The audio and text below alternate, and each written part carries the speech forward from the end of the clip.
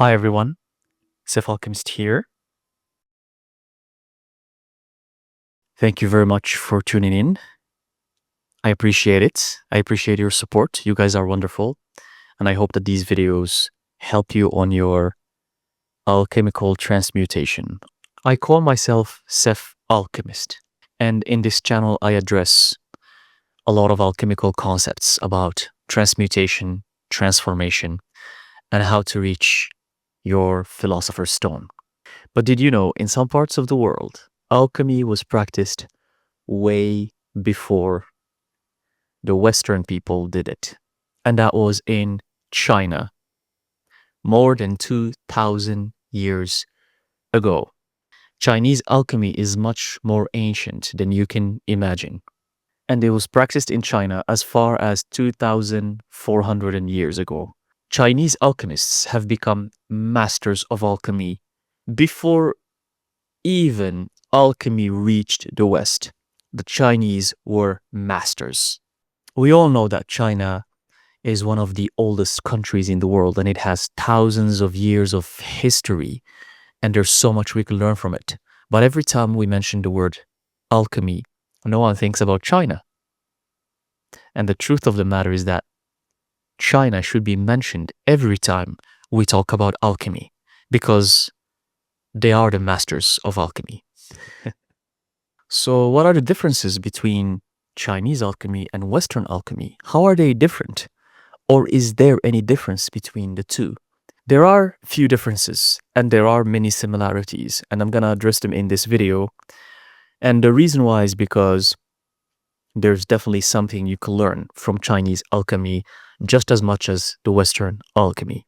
One thing very important about Chinese alchemy is that it is rooted in Taoism.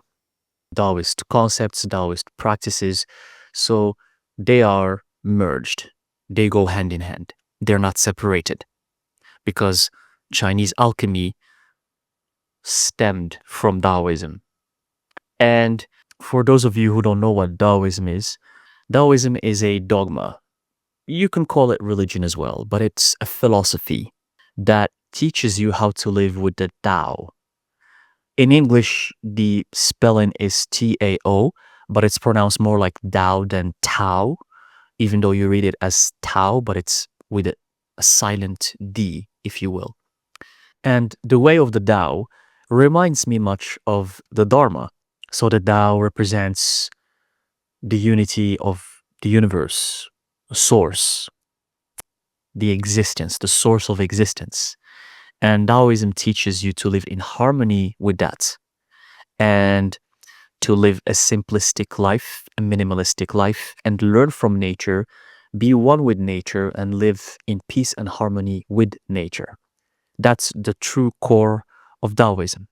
And it is often accomplished through certain practices and mainly meditation and Qigong. And I rarely mention this, but I enjoy practicing Qigong. I love it so much. And it is one of the best way to harness energy and to control energy as well.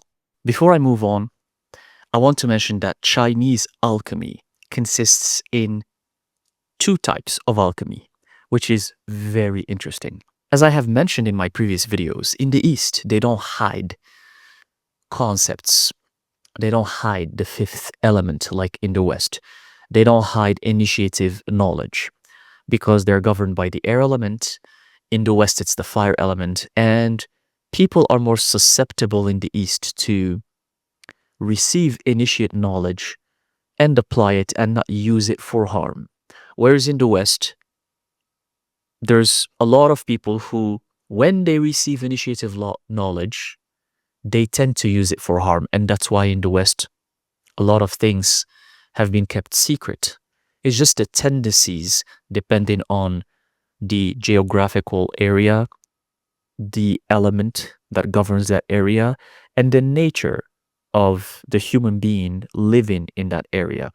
And that's why I need to remind you here, my dear gifted souls, that you can be bound by any of these. At first, you are defined by your location, by your geography, your history, your family, your element that governs you, your astrology, which everyone is obsessed with nowadays. People love to be defined by their astrological sign. They think that liberates them. Keep putting yourself into boxes. A true master cut ties with any concept that may define them. I am self-alchemist, right? But I'm doing it for the sake of the channel, for the sake of labels, for the sake of you referring to me with something. But alchemy is just a tool that doesn't define me. I'm self-alchemist, but deep in my true core, deep within me, I'm nothing. There's nothing in there. And the art of alchemy is about undoing. It's about dissolving. The core of alchemy is dissolution. It's undoing. Which brings me back to Taoism and Chinese alchemy. Taoism is all about simplicity and living in harmony with nature. Chinese alchemy is separated into two types of alchemy. We have external alchemy, which is also known as Wei Dan, and internal alchemy, which is known as Nei Dan. So when you research Chinese alchemy, you're going to find from the get-go that there are two types of alchemy: external alchemy, Wei Dan, and internal alchemy, Nei Dan. The overlap with the West: external alchemy is the alchemy that used to be practiced in laboratories, metallurgical alchemy, back in medieval times. And internal alchemy is the spiritual alchemy that is prevalent nowadays in the New Age and occult communities. But in order to understand Chinese alchemy, let's explore Taoism first. And what is Taoism? What's the concept of the Tao? Because if you can't understand Taoism and the core principles of Taoism, you can't understand Chinese alchemy. They're interconnected, they're intertwined.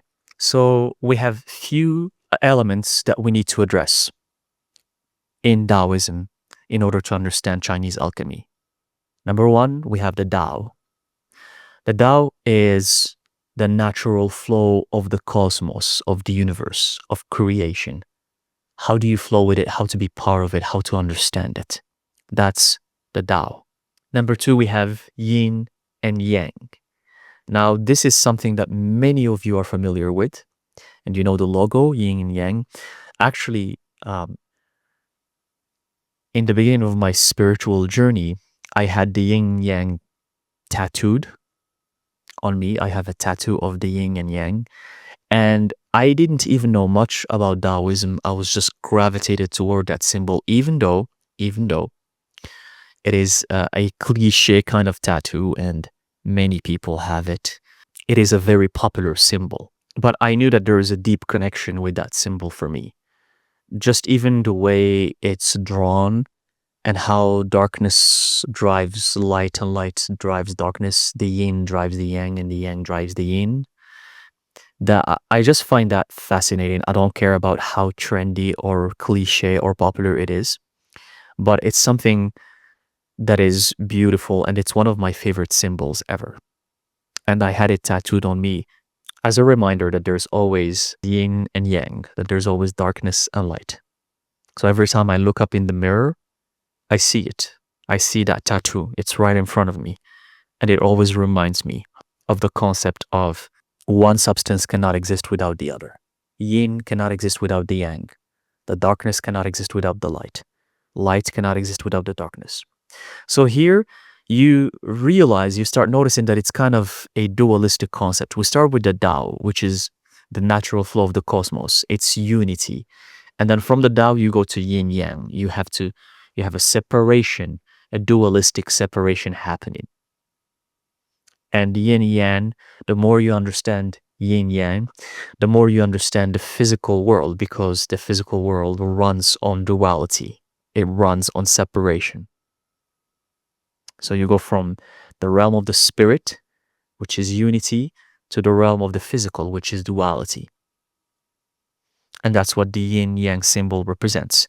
But in the symbol, they're still part of the same circle. That's what's beautiful about them. They're still part of the same whole, but they are inside separated with a line. So, meaning that they're not actually separated. They're still part of oneness, part of source.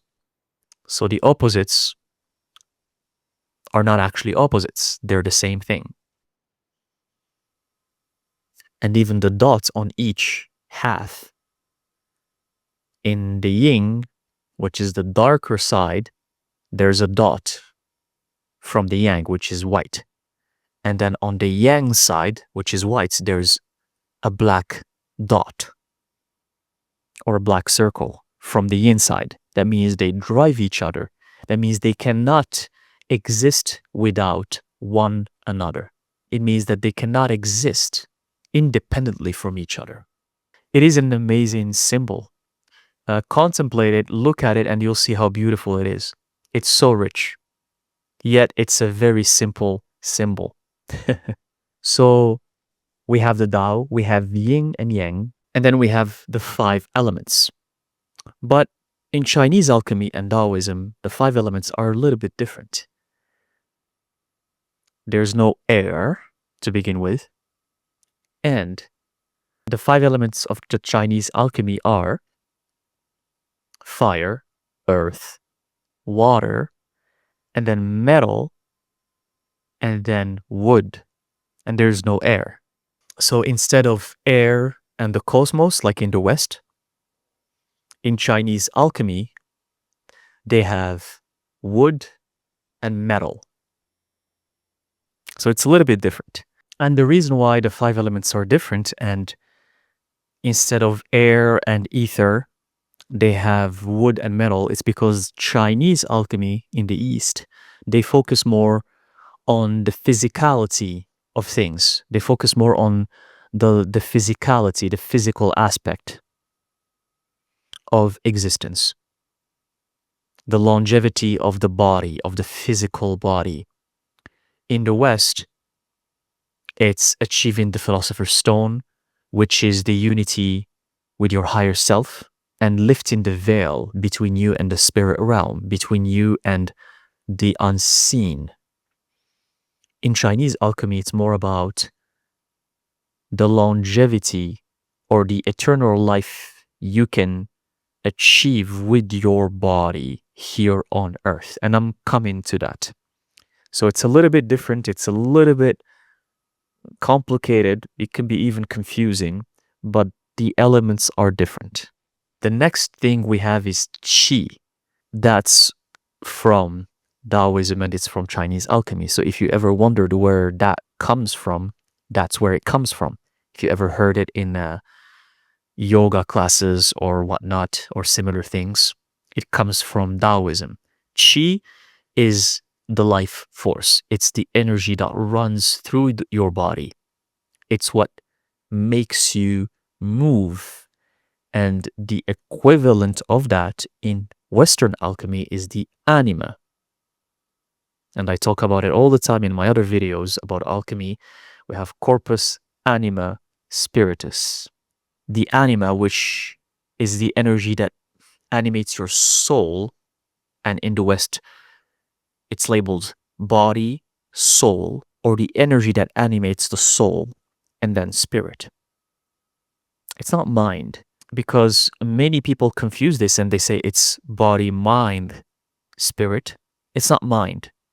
It's actually qi or anima. It's the sulfuric energy. And I always say in my videos, most humanity have excess of sulfuric energy. I don't want to make this confusing, but if you want to understand this concept better, you can watch my other videos about alchemy. Because body, soul, spirit, or corpus anima spiritus, is represented by salt, sulfur, and mercury. So that sulfuric energy, which is that excess of qi, that runs within you, and you don't even know how to balance it or how to control it, and it's always just exploding, it's on fire. And it is actually the fire element, excess fire. So in Chinese alchemy, understanding qi is very important. If you don't understand qi and how to circulate it and control it in your body, you're not understanding Chinese alchemy and you're not understanding Taoism. Qi is very important. It's the foundation of how you can make miracles happen in your life. And qi, by the way, is the core of inner alchemy. If you don't know how to control your qi, your life force, that vital life force, you can't practice inner alchemy in Chinese alchemy. You can't. Because everything starts with controlling your qi. And that's why Qigong, which is one of my favorite practices, which I practice now, even currently, is all about controlling the qi. That's why there's a qi in there, Qigong. And then another aspect which you're going to find very interesting in Chinese alchemy is 3 main substances that are necessary to the Chinese alchemy. So we have again here the concept of the Trinity, similarly to Western alchemy. So in Western alchemy, we have body, soul, and spirit, corpus, anima, spiritus. In Chinese alchemy, they also have 3 elements, and it is Jing, Qi, and then Shen. Jing, it represents the body and sexuality, so the physical body, that's Jing. Qi, which I just mentioned, it's the life force that animates you, that makes you who you are, that runs within you, the soul. Qi, so that's anima. So the equivalent of that is anima in Western alchemy. That's sulfuric energy. And then Shen. Shen is spirit, which in Western alchemy is also spirit. And Shen is the spirit of consciousness. It's the spirit of everything around you. So it's fascinating how it's identical. The 3 substances or elements that are the core and the foundation of Chinese alchemy are identical to the Western alchemy. The day I found out this, I was extremely happy because I knew that alchemy is real anywhere you go around the world. I knew it's not a fake thing. I knew it's not a hoax because in 2 sides of the world, and they're very far from each other and they have no means of connecting, and I'm talking about thousands of years ago, and yet the core elements of alchemy are exactly the same. Exactly the same, not even a little bit different. Not even like, oh, 2 elements are the same and 1 is different. No, it's the corpus, the anima, and the spiritus. Jing, Qi, Shen. It's identical. The body, and then the energy that flows in your body, the sulfuric energy, and then the spirit. Isn't that beautiful? Because if Chinese alchemy said otherwise about the foundation of alchemy, then maybe we would be doubtful. We would doubt, well, how come in China their alchemy is different? How come the core of their alchemy is not the same? So it is beautiful to realize that in order to practice alchemy, you have to start with these 3 elements, no matter where you are in the world. And in Chinese alchemy, the goal of the alchemist is to go from Jing, which is the body, to Qi, and then from Qi, which is the life vital force, to Sheng, the spirit, which is also the same in Western alchemy. The goal is to reach spirit all the time. The goal is to transmute, first of all, your body. You have to take care of it and learn how to transmute your body into its highest version. And then from there on, use the vital energy, qi or anima, use it properly, balance it, learn how to control it, reduce it so it's not out of control, in order to reach spirit, in order to become part of spirit. So even the goal of Chinese alchemy and Western alchemy is exactly the same. So I'm just going to give you a little recap of the main elements that make up Taoism and Chinese alchemy. We have the Tao, we have yin yang, we have the 5 elements, we have qi, the life force, and then we have the 3 substances that are necessary for the foundation of any alchemical grand work, which is Jing, Qi, and then Shen. The body, the energy of the soul, or the anima, and then the spirit. So remember these because they are the foundation of Chinese alchemy. And then from there, we're going to move on to the types of alchemy that exist in Chinese alchemy. It's 2 types, and I have mentioned them earlier. It's external alchemy, Wei Dan, and inner alchemy, Nei Dan. What's the difference between the two? What's external alchemy? External alchemy, or Wei Dan, consists in making elixirs. It is physical alchemy. It is the equivalent of metallurgical alchemy in the West, where alchemists had laboratories and they were trying to transmute lead into gold using real metals, you're using substances, physical substances in their laboratories. Wei Dan, or external alchemy in Chinese alchemy, is the same. It's actually trying to transmute base materials into not the philosopher's stone, but the elixir of life. In the West, they have the philosopher's stone. In the East, they have the elixir of life. Bear with me here.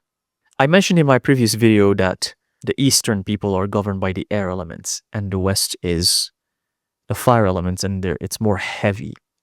That reflects even in the grand work of alchemy. Western alchemists were obsessed with creating a stone. It's physical, it's dense.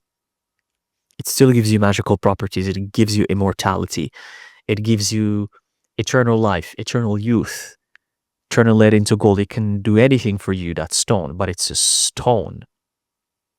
It's a stone. It's a physical thing. And it's a small stone. It's not, don't think about it as like what they show in the movies, like a huge, it's actually it could be as small as a rice grain. Yeah, the philosopher's stone. And the color is red. And Western alchemists, the very, very, very few ones who made the philosopher's stone, they ingested it, because the goal is to ingest it and you become one with everything, right? So bear with me, that's for Western alchemy. In Eastern alchemy, it's not about creating a stone, because they're governed by the air element, they're more subtle. It's about creating a liquid, and they call it the elixir of life. What does it do? The exact same thing as the philosopher's stone. It grants you eternal life, eternal youth, magical powers. It does the same thing as the stone, as the philosopher's stone, but it's an elixir, and it is supposed to be ingested as well, similarly to the philosopher's stone. It's supposed to be ingested, and when you ingest the elixir of life, you become immortal. And the process of the work is kind of similar. In the West, it's transmuting lead or base metals into gold and then eventually into the philosopher's stone. So you're transmuting the metal into its highest version. In the East, in Chinese alchemy, it's transmuting not lead, and I have mentioned it in my previous video, not lead, but mercury, which can be extracted mainly from cinnabar. Cinnabar is a material, it's a substance that's loaded with mercury, loaded. And Chinese alchemists, they start working with it. So they start working with mercury, which in Western alchemy, it's the representation of spirit. So in the East, they start working with spirit already. They're one step ahead. That's why they're governed by the air elements. They're already connected to air, connected to spirit. It could be even the reason why they don't have the air elements in their 5 elements. Air doesn't exist because they are air. Why would they need air? So they start working with mercury, which is actually a substance that's very hard to work with. It's not easy. It's much harder than working with lead, like how the Westerners do it. So from mercury, they try to turn that into a golden liquid, the elixir of life, that will grant you immortality. So it's similar, but the way to do it is different. It's different paths to reach the same goal. And I mention this always in my videos. There's never just one path to reach your highest version or your highest state. There's many paths. And here it's reflected in the types of alchemy. In the West, they do it differently than the East, but the goal is the same: to reach immortality, to reach eternal life, eternal youth. The West, it's a stone. The East, it's an elixir. In the West, they start working with lead. In the East, they start working with mercury. Those are the differences, but the goal is the same. Many emperors in China, they were obsessed with the elixir of life. Similarly to how in the West, many kings and royals were obsessed with finding the Philosopher's Stone, and they hired many alchemists in Europe to produce the Philosopher's Stone for them. In the East, many emperors who were obsessed with immortality hired alchemists as well to produce the elixir of life for them. It's the same story no matter where you go in the world. It's just China did it way before. Everything I'm mentioning right now, China did thousands of years before the West. That's why they're master alchemists.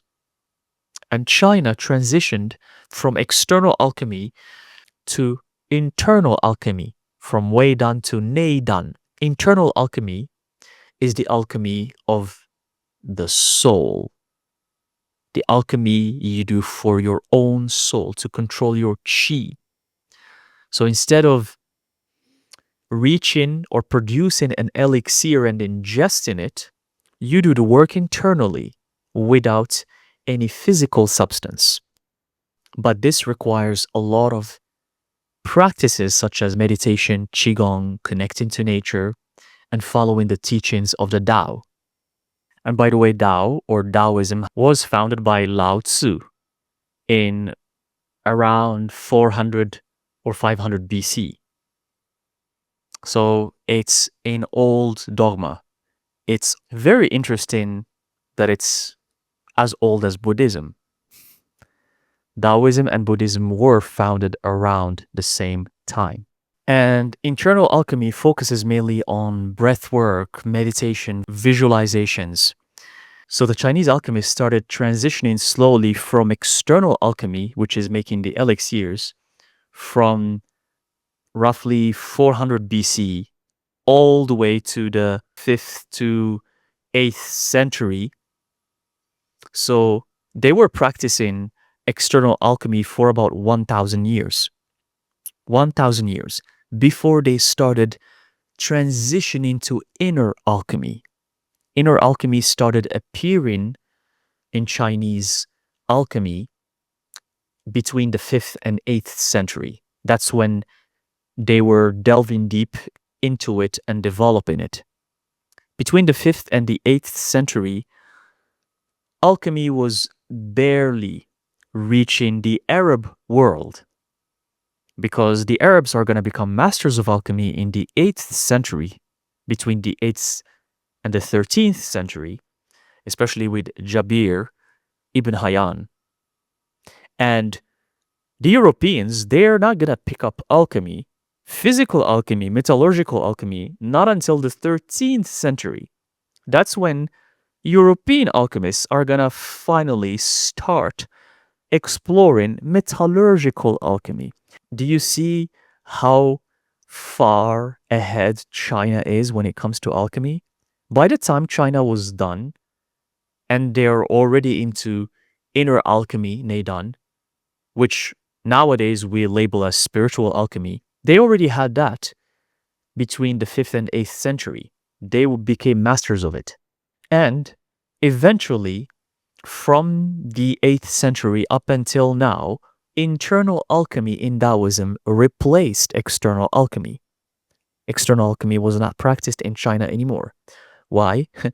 Well, because a lot of alchemists, just like in the West, claimed that they produced the elixir of life. They were charlatans, they were hoaxes, they were just tricking people. Many people ingested the elixir and died. There were many deaths that were caused by this. Similarly, in the West, many people produced or claimed to have produced the Philosopher's Stone, and when they ingested it, they died. Oh, yes, that is real history. So, whatever happened in the West, it happened in the East just many hundreds of years prior. And that's why China eventually just completely transitioned to inner alchemy and they stopped practicing external alchemy. So by the 8th century, China and Taoism only had internal alchemy. That's the time when the Muslims, when they were advancing and they were thriving with sciences and alchemy and medicine, that's when they started experimenting with physical alchemy, metallurgical alchemy in the 8th century. And then the Europeans in the 13th century took all of the work of the Arabs and translated it into Latin. And that's how alchemy reached Europe. So this is how it goes.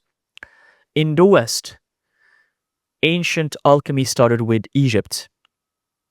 And then the Greeks took everything from Egypt. And the Greeks had the knowledge of alchemy. I'm talking about the ancient Greeks. And they had the knowledge of alchemy that developed with philosophy, Hermeticism, Corpus Hermeticum. All of this happened between 400 BC all the way until the 4th century CE. So similarly, the Greeks, they were masters of ancient alchemy that they got from ancient Egypt for almost 1,000 years. Before the Arabs, when they took over and they also translated it into Arabic and they thrived with it for hundreds of years until the Middle Ages when the Europeans took over that knowledge from the Arabs because it was the fall of the Arabs or the Muslims and translated it into Latin.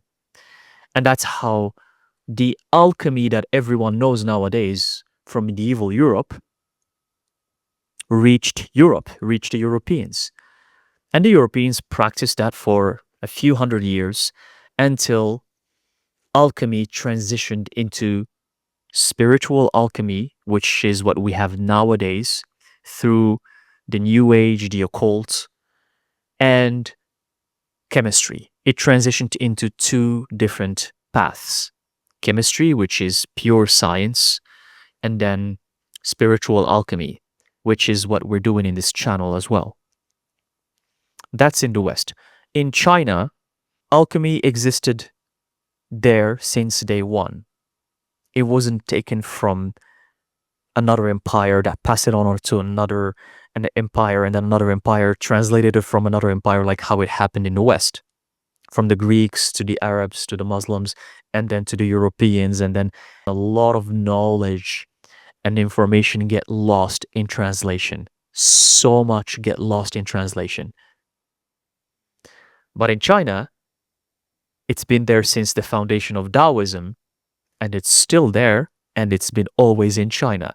The only thing that happened is the transition from external alchemy, from the physical alchemy of transmuting metals into elixirs, it transitioned from that to inner alchemy, which is purifying your soul, working with the life force with your qi, meditation, visualizations, qigong, and living in peace and harmony with your soul and with nature. So Chinese alchemy still retains the true knowledge of alchemy because it didn't go anywhere and it didn't die. Because in the West, the Greeks had it for almost 1,000 years, but then it died. And then the Muslims with the Arabs had it for almost another 1,000 years, almost, and then it died again. And then Europe got it for a few hundred years, and then it transitioned into chemistry. In China, it's still the same. The information is all there intact. And there are way more manuscripts and books about alchemy in China, about Chinese alchemy, and especially about inner alchemy, than you can find about spiritual alchemy in the West. Because spiritual alchemy in the West, it's a new thing. It's not that old. And it started especially with occultism, when the field of the occult started becoming prominent in the West, and especially in the United States. So spiritual alchemy and New Age, this is new compared to how long China had it for. Can you imagine that China had that since the 8th century? They were masters of inner alchemy already. I find that fascinating. So, what can we learn from this? Is the practice of external alchemy or physical metallurgical alchemy, is it bad? Is it something that's a hoax? Is it real? I have addressed this before, but it is real. It has been done for hundreds of years, for thousands of years in the East, in the West. If anything, thanks to metallurgical physical alchemy in medieval times, we have chemistry. Alchemy is the mother of chemistry, of modern day chemistry. And the practices that were done in laboratories led to the discovery of many medicinal drugs by mistake, but medicinal drugs were created because of alchemical mistakes. In the East, in China, gunpowder was discovered by mistake when they were trying to create the elixir of life. Between the 7th and 10th century CE, China was still obsessed with creating the elixir of life. So many alchemists were doing their experiments, and they created by accident gunpowder. It was not their intention, and it was not their intention to use that for war, but they found out about it by accident. There are many substances that were invented by accident, because alchemists were doing consistent work trying to reach the elixir of life in the East. But again, the same thing in the West. So physical alchemy, or way done in the East as how they call it, external alchemy, has its advantages. It helped create many things by accident that we didn't have before. But can it lead you to merge in with your higher self, to reach in your highest state? Nowadays, that has become close to impossible because, first of all, the knowledge has been almost lost. In the West, the recipes to produce the Philosopher's Stone are almost undecipherable because the books of alchemy that claim to have the recipes within them, you have to understand symbology, sigils, allegories, the language of the birds in the West. You have to decode the information because, as I have mentioned, the West is always obsessed with hiding initiative knowledge. So many tools were put in place to hide the knowledge in plain sight.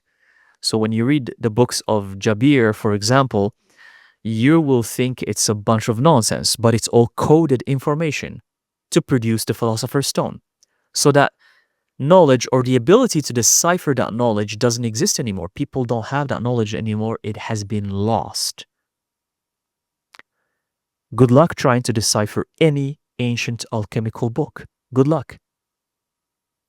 And you don't even know if it's the real thing or if it's a charlatan who wrote that book. You have no idea. So the chances of producing the Philosopher's Stone is 1 in 1 billion.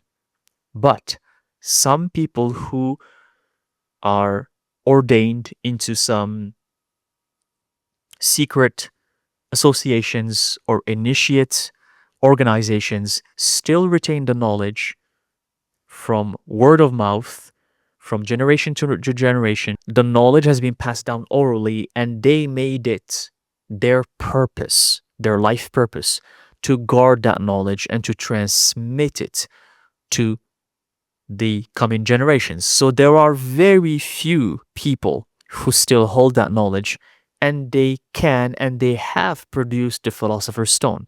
But again, it's one in, I don't know, in 1 billion. The number is, it's almost impossible to imagine. It's very, very rare. And in the East is similar. Even though the knowledge is still preserved much better than in the West, because Chinese alchemy started in China, it then still exists in China, so they still have the books and the manuscripts and the recipes, they still have that. But are you going to take the risk to spend years and years, maybe decades, or your whole lifetime into trying to produce an elixir that might kill you if you ingest it? Would you take that risk? The answer is probably no. You're not going to take that risk. So, external alchemy or physical alchemy, yes, it has existed. Yes, it had its benefits. But what you can use now, because humans are evolving, at least in the cycle they belong to, because we're just repeating cycles. Humans have the illusion that they're evolving. But what works for this day and age, what works for this kind of lifestyle that everyone is having in 2025, in the 21st century, is spiritual alchemy, is internal alchemy. Because that works better with the way humanity is nowadays. Spiritual alchemy, or nay done internal alchemy, can help you transmute your soul. You don't need physical elements to work with. And the knowledge is more accessible. It's practices that you can do in your home versus creating a laboratory where you have to conduct experiments. You can meditate, you can practice Qigong, you can do visualizations, and you can learn from the concepts of alchemy and apply them in your daily life. Spiritually, not physically. So you're always refining your soul. You're always refining your chi, and you're working with it to become a better soul, a better human. So internal alchemy or spiritual alchemy is more convenient to work with in this day and age. It's the best tool. Unfortunately, physical alchemy, it's served its purpose in the past. It was meant for a certain era, but in this day and age, inner alchemy or spiritual alchemy is gonna prove itself way more beneficial for you. Okay, so I hope this information helps. This is so fascinating to me because I love the overlap between Western alchemy and Chinese alchemy. Not many people talk about the fact that Chinese alchemy have existed thousands of years ago, even before the birth of Jesus Christ. And they're masters of alchemy, they're masters of inner alchemy, what we call spiritual alchemy in the West. They have mastered that more than 1,000 years ago. And it's also proof that alchemy is a universal tool that can help you reach your highest version, connect with the divine. It has been practiced all around the world, in the East, in the West. And if it's your tool, if you think it's a tool that works for you, then you are on a beautiful path of transformation and transmutation. Okay, I hope this helps. Thank you very much for watching. Let me know in the comment section, what do you think about Chinese alchemy and the alchemy of the East? and about the overlap and the differences with the Western alchemy, let me know in the comment section. Thank you very much, and I'll see you in the next video.